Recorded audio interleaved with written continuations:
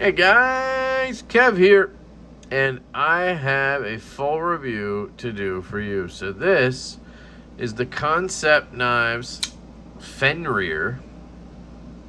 It's Fenrir, and this is a Sparrow Knife Co collaboration. You can see the logo right there. This was loaned into me by my good buddy Brent over at Backpack B, and big shout out to him. He also did some mod work on it. You can see the anodization on the clip and the studs that was done by him. I think that's it. I don't think anything else was done to it. This is a bolster lock design, or reverse bolster lock, however you want to state that, which is pretty unique and cool. And yeah, it's an interesting knife. I don't know the price point, to be honest. I apologize for that. These were sold directly, I believe, on Kansept's website or Sparrow Knife Co's website through Kansept. It was one of those deals. And yeah, it is an S35EN and titanium and a natural sort of burlap type micarta. And it's one of those knives where, you know, Bestech, Kaiser, they do this a lot, right? Where it's kind of like an in-between. It's not quite going full premium. And it's not quite going budgety either, right? So it's in the middle, and I think a lot of people like that sort of sweet spot, right? It's usually in that $150 range, and I feel like that hits the spot for a lot of people. So totally understand the hype and popularity on this guy. I personally am not super in love with it. I like the knife. I like the concept of the knife. Some execution is lacking for me, and then it's just me personally with my being left-handed or / preferences causing some of the things I don't love, right? So let's get into it. Shout out to Backpack B. Go check out his channel, please. Sparrow Knife Co. Makes the Strix and a bunch of other custom knives. And I gotta say, the Strix is one of them sexy ass knives I just would love to own. So naturally, I saw this come out, and I was like, it's got some Strix to it. You know, it's got the little poon there. It's pretty cool. But yet, there's things I don't love aesthetically. I don't think I love reverse bolster locks, and I think it's because of the exposed portions, you know. Something I love about a bolster lock is it covers a lot of the ugly stuff, like the frame bar, you know, like the cut and the relief cut and stuff. And then it leaves exposed usually. Like here's a bolster lockish knife. You have a lot of the ugly stuff down here covered, and then it leaves the lock bar up top exposed to where it makes it nice and easy to get in there and disengage and such. Where this kind of does the opposite. It's covering that lock bar, so it kind of makes it a liner lock feel up here, and then it leaves exposed down here the relief cut and part of the lock bar. Now if this clip weren't here, obviously you would see it, but I don't know, it's just not my aesthetic, the reverse bolster lock. I don't like how this titanium is down here with the micarta up here. To me, it kind of gives it a budget look. I don't know, it's odd. And I'm a big fan of bolster locks. So, I don't know. Just my take on that. Another thing I want to note on this one aesthetically I don't love is it just seems like a lot of hardware. Pivot, body screw, body screw, body screw. 2 clip screws, body screw, body screw, body screw, pivot. And there's probably an insert screw under there, but that doesn't count. I don't know. It just seems like a lot of hardware to me, but I think it's also just aesthetic. Sometimes you look at a knife and you're like, oh, damn, screw, you know? Once you see it, you can't unsee it. You do have standoffs here. Again, that's where I feel like they kind of were like, we're going to go slightly budget here to save some money to give the price point a good look. But a backspacer, I think, would have been real sexy, and then he could have matched that. I don't know. I just think that would have been cool. Or if the backspacer was made out of this micarta, how cool would that look? I don't know. Something like that would have been nice. These thumb studs are fantastic. I don't know if they're stock because they're the same ones you see on a lot of Riot knives these days. For example, where's my Maverick? Where is my Maverick? Here. See those thumb studs? Beautiful studs. Absolutely love those. That's what you see here. So I don't know if Brent took them off of another knife and put them on here, or if it came with it, but they're really good studs. I really like those studs. So again, aesthetically, it just doesn't do it for me. You got the pointy here, you got the reverse bolster lock, you got the poon here, and then you got the front flipper tab sticking out here. That kind of looks a little bit awkward. It's kind of far away from the front. Again, I really love it when it's like a Sharp by Design look, where it goes straight up out of the handle. It's flush with the handle, the flipper tab, where this is kind of sticking out and then going up. And then from here up, it kind of looks budgety. So I don't know. I do like this micarta. It's like this sort of natural burlap. I do think that's cool. And then I like how the liners are titanium. So I like certain things and I don't like certain things. I know it's weird, but this is all personal preference. Then you look at the blade shape, right? And to me, again, I'm not the biggest fan of the pokey blades, and this just seems like an odd, almost like an arrowhead, because at this point and then the choil, it kind of gives it this arrowhead spear thing going on to me. Not my favorite. And then you have the Kansept machine satin. I don't love machine satins like this. I love belt satins, not machine satins. This is a CNC satin, I guess. You do have a little bit of a swedge up here, and then there you go. You got a flat spine. I don't know. So overall, it's just like a lot going on in a weird way. And to me, it just, I don't know. Not my bag, but I do see why people like it. I can see why it's popular. So I think it's just personal preference. His logo is fantastic. Look at that, the alien skull thing or whatever. Just a crystal skull looks awesome. We have his name right here, Greg Schaub. And then we have over here, I guess, a model number.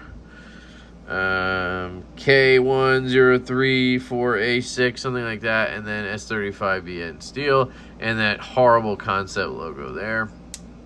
All right, so ergonomics. In this grip right here with my large glove size hand, it feels pretty good. Feels really good.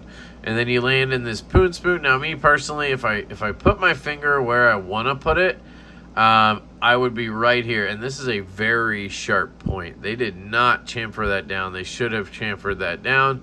But again, it's probably a price point thing, but that's really sharp, man. So that's kind of where I want to land, but I'll force myself back here, and that's comfortable.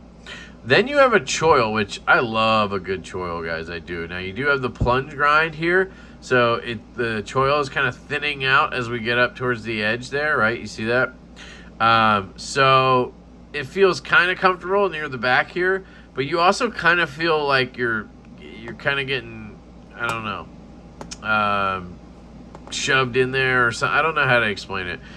So it's a little bit interesting. I think it is meant to be a finger choil, and it is relatively comfortable, but if you bear down, I feel like you do feel it a little bit. But it's good. It is. And then you have the flat up here, and it's not super thick stock, but it's enough that it's comfortable. I do feel it on my joint a little bit, again, because it thins out. I don't know. It's just something there is a little bit pokey for me. But you could definitely get into a comfortable grip on this knife for sure. There are just some sharp points as you're gripping that. Lock bar access ergonomically is comfortable. I don't really have any issue left-handed here disengaging that. It's going to be a titanium frame lock, essentially, with an insert, and it's just covered by a scale, so it's a reverse bolster lock, but it's essentially a frame lock that you're in there getting. And disengaging right-handed works really well as well. You can just get in there. There's no, like, chamfer or anything, but you kind of just slide it out of the way. It works well for me anyway. Cutting. So I did not do much cutting with this, I'll be honest. I did cut a shipping label or two, and when you get into this sort of pinch grip, because of the way it kind of arrowheads out, it almost kind of tails up, right? I would probably consider it a drop point, but it's almost clip pointing the way it comes up like that. So you do have to reach up to about here to start utilizing that tip to get the kind of you know, power behind it that I like to cut through shipping labels. It worked just fine, but it's a higher tip than I prefer, right? But it's fine. It's going to work just fine for that. It is a flat grind, but it's a relatively tall blade and not thick stock to begin with.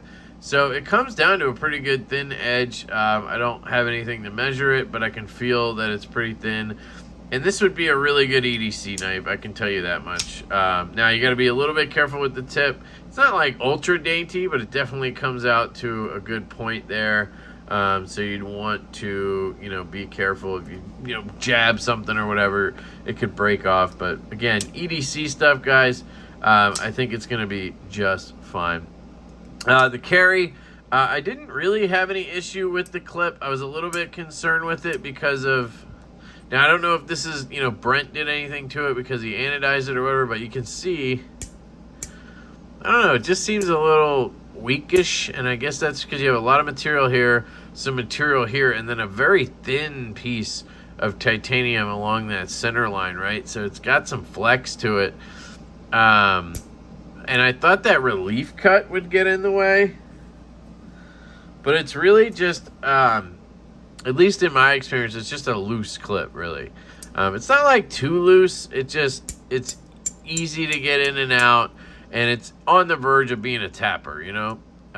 So I would want a little more tension on that clip, but I think it's fine. You know what I mean? All right, sounds.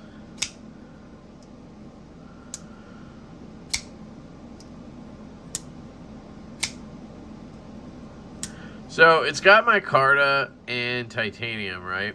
And then you've got internally, you have 0 milling, right? So it's not heavy by any means because of the relief that you have from the micarta.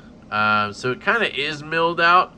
It's sort of like on my design with Devo, the stout, where the scale is kind of your relief, right? Like you're milling out a lot of that titanium to put the scale in. That's giving you some weight relief. And then you have standoff instead of a backspacer that gives you some weight relief there too. But because of the micarta and everything, I think that's why it's not ultra loud and clacky. But it's not bad either. And the detent is pretty strong, so you get pretty good sounds. So I'd give it a 6 out of 10, which is good. Action / fidget factor, and this is where we get into one of the negatives for me, honestly, is the detent. And I'm normally the guy who wants a strong, stiffer detent, right? This is a little too far. It actually gets your finger, it'll get you raw pretty quick because of how stiff that is. And it's supposed to be a front flipper, so it's kind of rough having a front flipper with such a strong detent. Now, luckily, you have a really good flipper tab. You can see there, it does not... Ooh, let's see if I can show you. It does not go up and around. It actually stops the jimping right there, which is normally really bad. But for some reason, it still catches your finger really well. Now, if you go to catch it up at the top, oh, that hurts. But if you get it anywhere else, it comes out pretty well.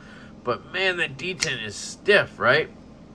So, on a knife with studs and a front flipper, you really don't need a detent this stiff.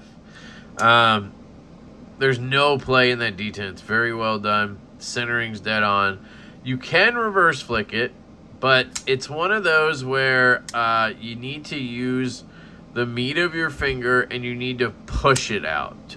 So what I mean by that is there's some knives where you flick, right? So like